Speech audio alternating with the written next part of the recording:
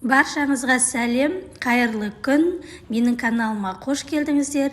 Бүгін біз осындай өте дәмді чак-чак дайындайтын боламыз. Ол үшін алдымен 4 жұмыртқамызды 10-15 минутқа морозильникке қойып аламыз. Сонымен бізге 4 жұмыртқа қажет болады. Жұмыртқамызды шұңғыл ыдысымызға саламыз. Оның үстіне 1 шай қасық ас содасын және 1 шай қасық тұзымызды және 1 ас қасық пісте майымызды салып, барлығын тұзымыз ерігенше жақсылап араластырып, 300 грамм ұнымызды салып, жұмсақ, қолға жабыспайтын қамыр илейтін боламыз. Керекті заттарды описание бөліміне қалдырып кетемін. Менің каналыма тіркеліп, комментарий бөліміне өз пікірлеріңізді жаза кетіңіздер. Менің YouTube каналымның статистикасы бойынша 95% менде тіркелмеген көрермендер көреді екен.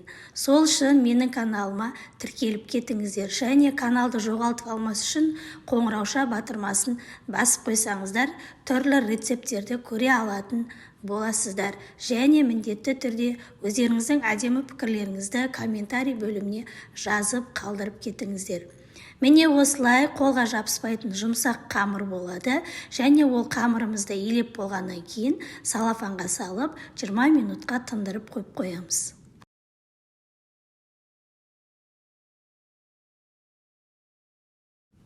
Жиырма минут өткеннен кейін қамырымызды жаямыз. Өте жұқа емес, қалың емес, орташа көлемде жайып шығамыз.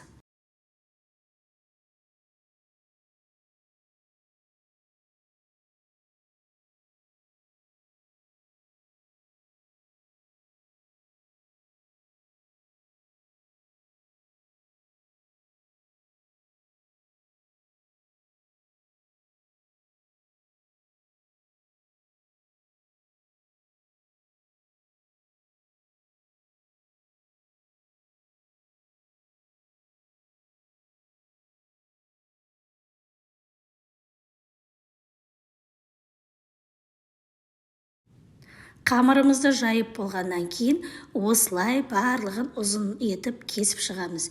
Видеода көріп тұрғандарыңыздай ұзын етіп кесіп аламыз және оның үстіне ұн сеуіп, қамырымыз жабыс қалмас үшін оның үстіне тағы ортасынан кесіп, 4 бұрышты етіп ұзынша қылып барлығын осылай видеодағыдай турап шығамыз.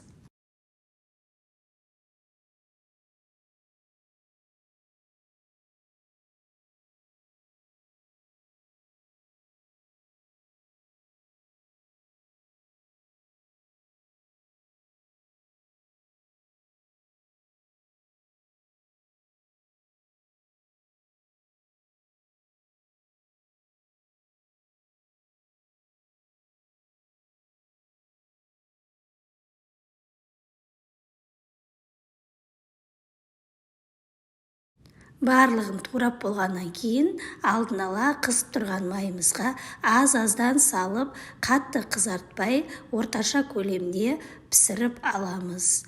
Майымызды қатты қыздырмаймыз. Міне осылай сарғыш түске енген кезде осылай сүзіп аламыз. Барлығын осылай қуырып аламыз.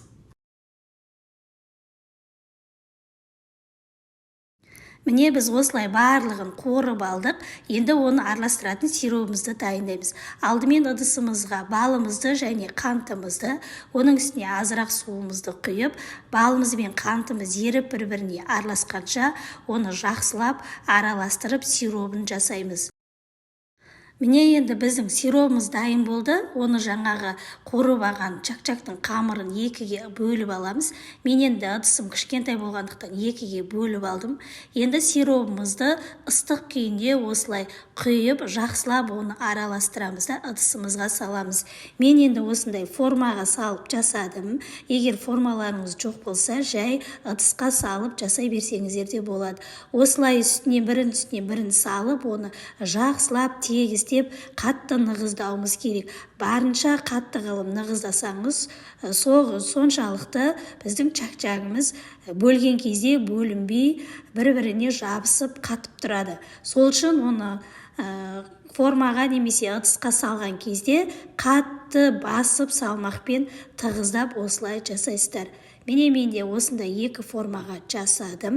Оның бетіне қатты нығыздап басып шығасыздар және оны жарты сағатқа мұздай жерге қойып қоямыз.